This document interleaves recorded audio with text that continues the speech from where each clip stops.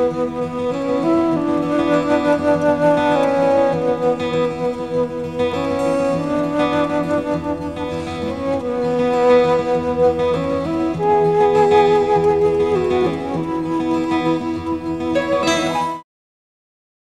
welcome to Nihi Bisita.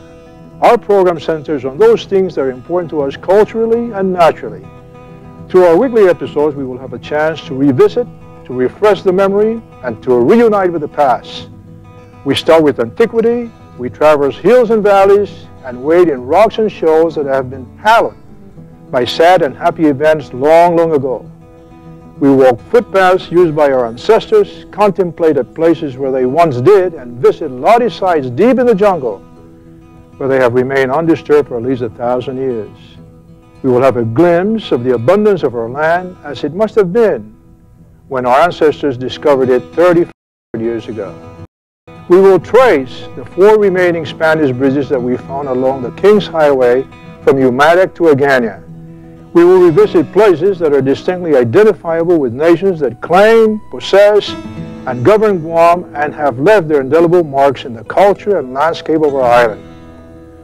Because of our geographic location in the world, we find ourselves in between everything, it would seem. We are referred to as being in the South Pacific in some books when we're actually 13 degrees north of the equator. We read that we're in the Western Pacific, but our longitude is 144 degrees east. And we're continually bewildered by our ability to leave Guam on a Tuesday night and arrive in Hawaii the morning of the same day. These contradictions extend to our perception of ourselves and of others. When we describe Guam, this is the perception we project. Guam is todo et mundo. On the other hand, when a professional bureaucrat talks about our island, this picture emerges. We are, of course, somewhere in between. Our first stop is a special place which both legend and logic tell us is hallowed ground. From this perch, the high chiefs could visually survey the horizon for friend or foe approaching our shores.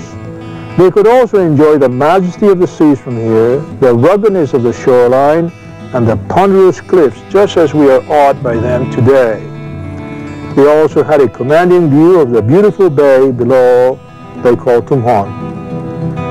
One could only imagine the chief looking at Tumhon Bay today and saying to a friend, "Gachong, those are rather strange-looking lotties down there, Tumhon. They're so tall, and some of them look like pyramids. And tell me, why do they have windows?" Gachong responds, "Chief, they have windows because they are hotels with plenty of rooms. We have over 1 million natives of other islands visiting us every year, and we have to have a place for them to stay. You have to remember, Chief, that you have not been up here for a few hundred years, and things have changed. It is called progress." I like that word progress, Gachong, but who is leading this progress procession? "We are," answers Gachong. "Our descendants are, Chief." The chief smiles and says, "I want you to get on the Alai this afternoon, and I want you to pass the word up and down across the town. And the word is, make sure that when the procession moves, we do not move so fast as to leave any of our Chamorros as stragglers behind."